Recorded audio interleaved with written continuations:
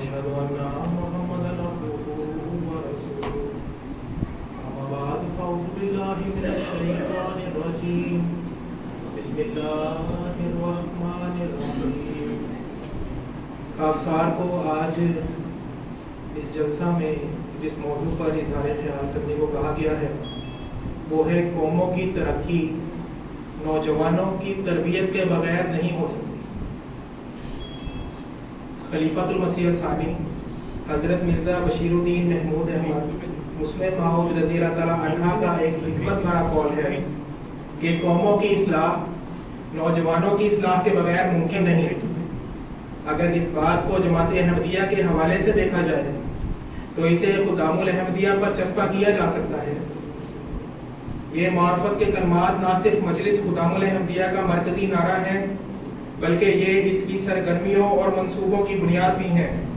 تاہم صرف اس نعرے کو دہرانا پوسٹر یا بینر چھاپنا کافی نہیں.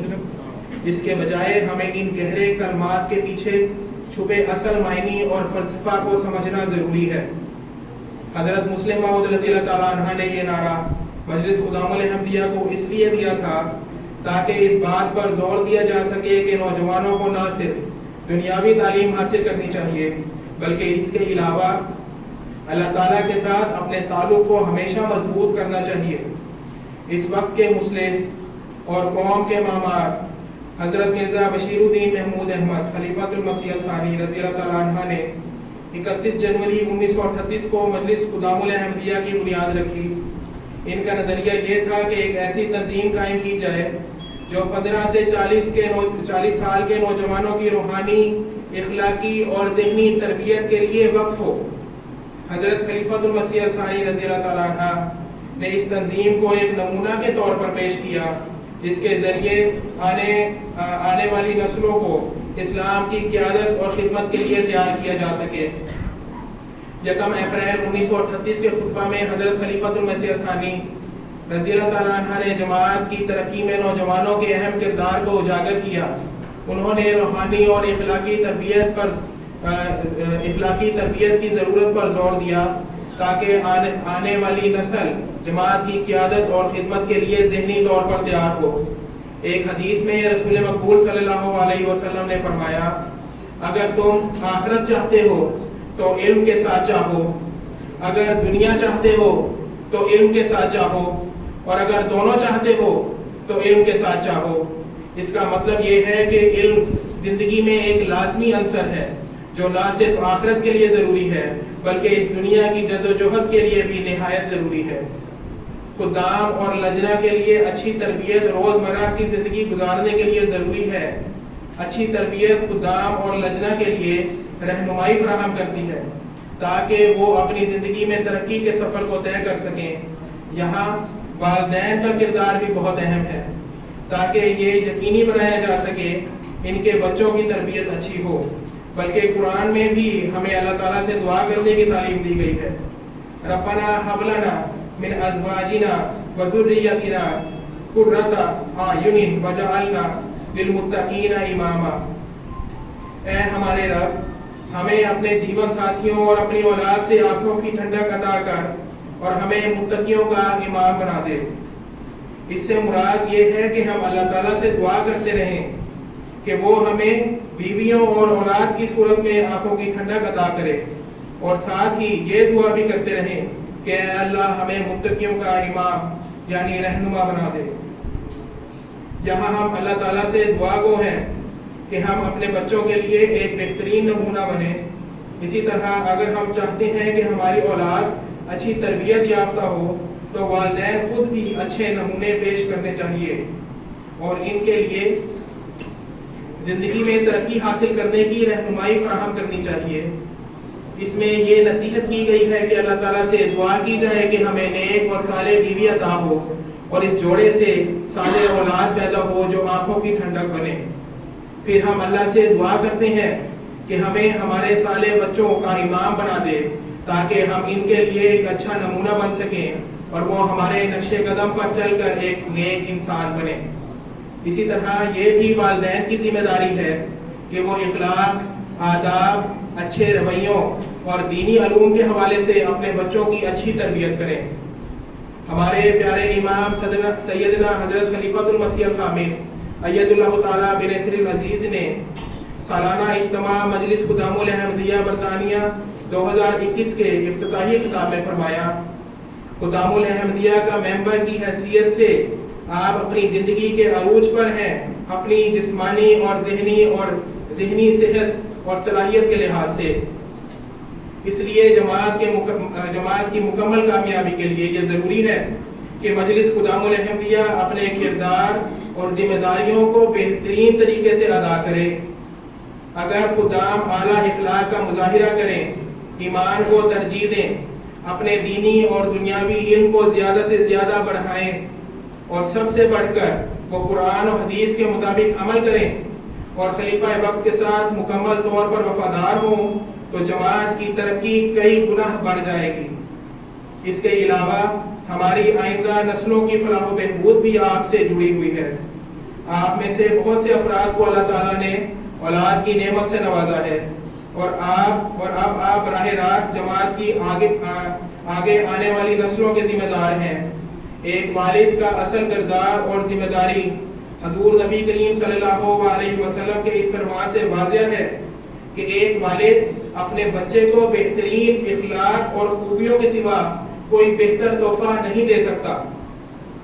اگر آپ حقیقت میں اپنے بچوں کو بہترین تحفہ دینا چاہتے ہیں تو سب سے پہلے آپ کو اپنے آپ کو دیکھنا ہوگا اور یہ یقینی بنانا ہوگا کہ آپ اعلیٰ شخصیت کے حامل ہوں اور اپنے بچوں کے لیے حقیقی نمونہ بنیں۔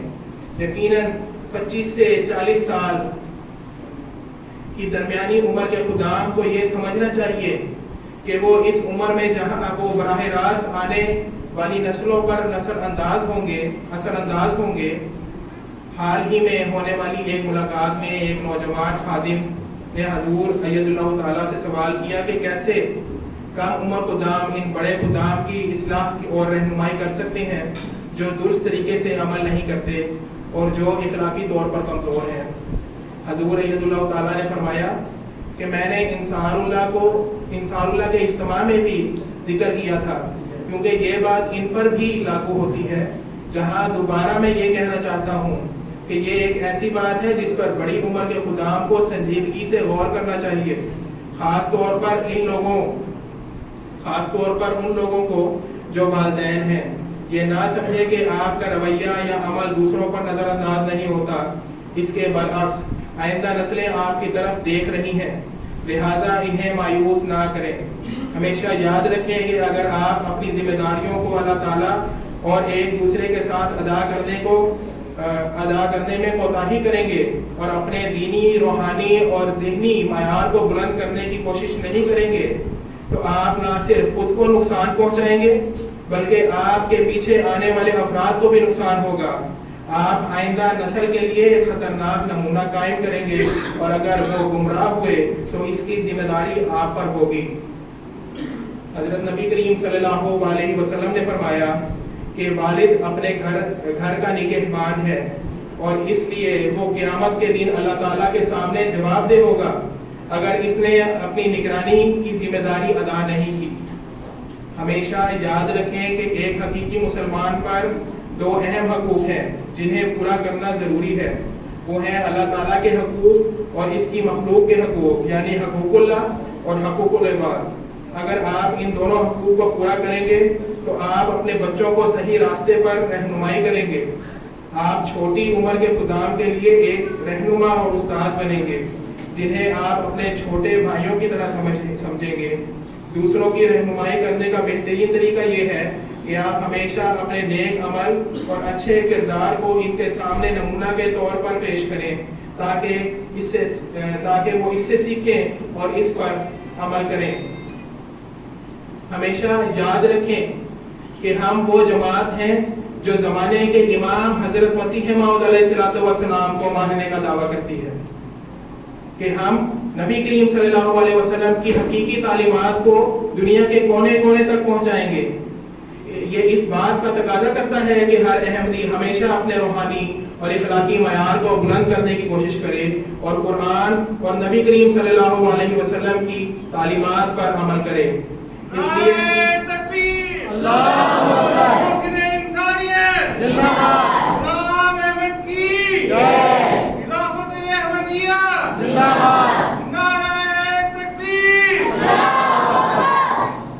اس لیے ہم آرام یا سکون سے نہیں بیٹھ سکتے جب تک ہم یقین نہ کر لیں کہ ہماری جماعت کے ہر فرد نے اللہ تعالیٰ کے قریب پہنچنے کی کوشش میں کسی بھی قسم کی رکاوٹ کو حائل نہیں ہونے دیا۔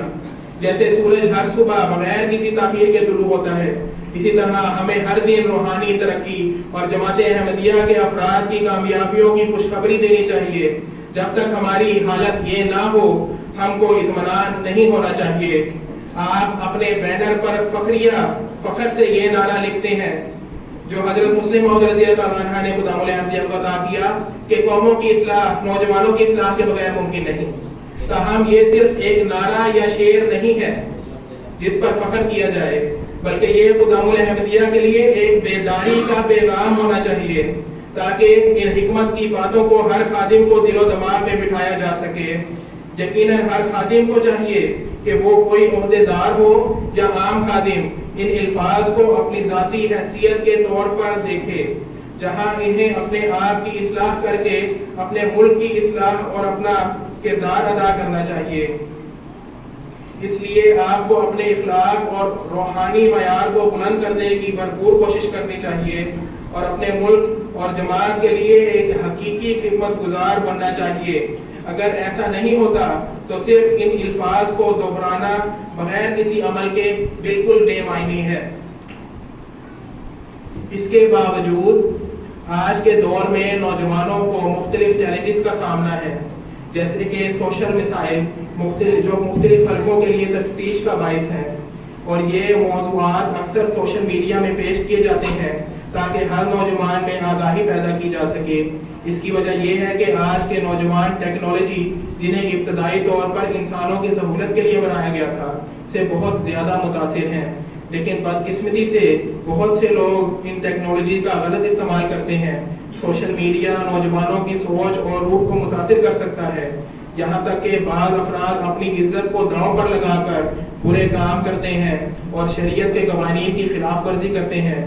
اس مسئلے کا حل والدین کی نگرانی یا سوشل میڈیا پر مفید پروگراموں کے ذریعے کیا جا سکتا ہے، کیونکہ سوشل میڈیا کو نوجوان کثرت سے استعمال کرتے ہیں۔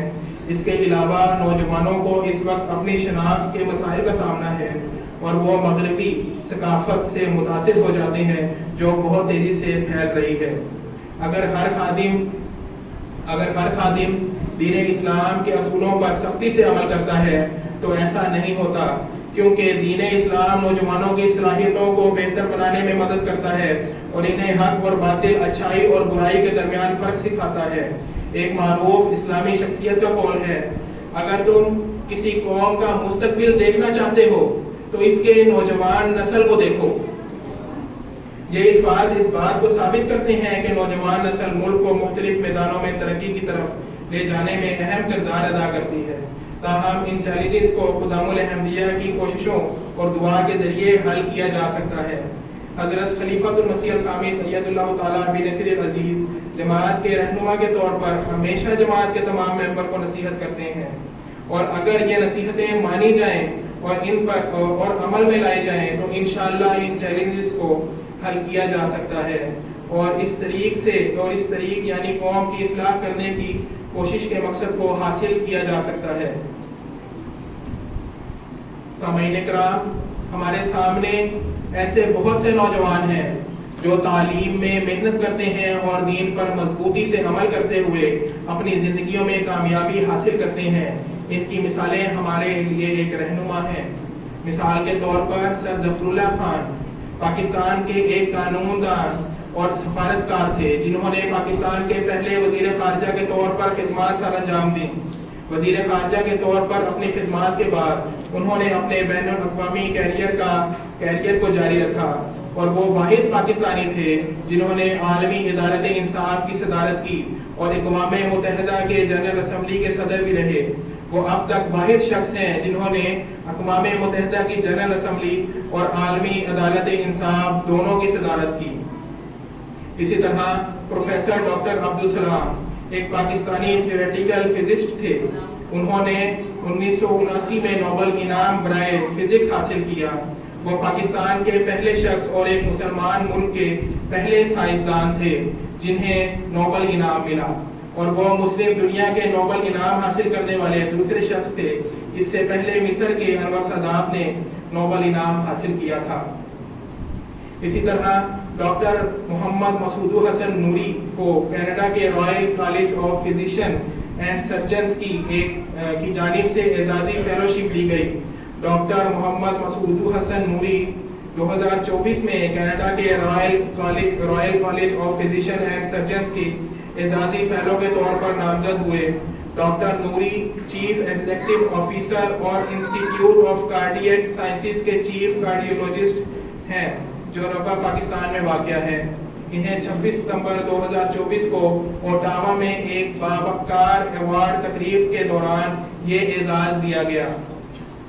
اور ایسی بہت سی مثالیں ہیں جو اپنی زندگی میں کامیاب ہوئے، جیسے وکیل، سائنسدان، ڈاکٹرز اور دیگر شعبوں میں.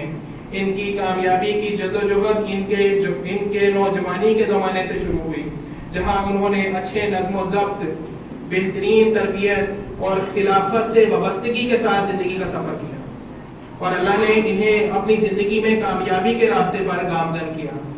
حضرت خلیفۃ المسیح الخامس اید اللہ تعالیٰ بنصر العزیز نے ایک خطبہ جمعہ میں فرمایا، میں اس میں کوئی شک نہیں کہ بچوں کی تربیت کوئی آسان کام نہیں، خصوصاً اس دور میں جہاں ہر قدم پر شیطان کی جانب سے مختلف شکلوں میں ہزاروں فریب موجود ہیں. اس لیے اس وقت تربیت ایک بہت بڑا چیلنج ہے.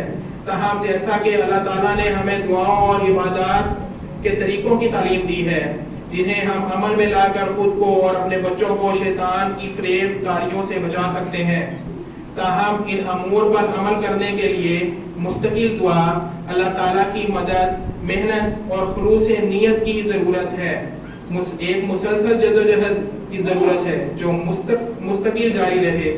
در حقیقت یہ توقع کی جا سکتی ہے کہ ایک سچا مومن اپنی روح کو اللہ تعالیٰ کی طرف متوجہ کرے اور خود کو اپنے بچوں کو شیطان کے حملوں سے بچائے گا، نہ کہ مایوس ہو جائے گا یا تھک کر منفی خیالات میں ڈوب جائے جو خوف کی وجہ سے پیدا ہوتے ہیں.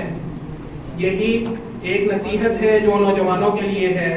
اگر وہ کامیاب ہونا چاہتے ہیں اور معاشرتی اور ملکی سطح پر مثبت اثرات ڈالنا چاہتے ہیں تو ان نصائح پر عمل کر کے وہ ایک مفید وجود بن سکتے ہیں. اللہ تعالی ہم سب کو اس کی توفیق عطا فرمائے. وآخر دعوانا الحمدللہ رب العالمین.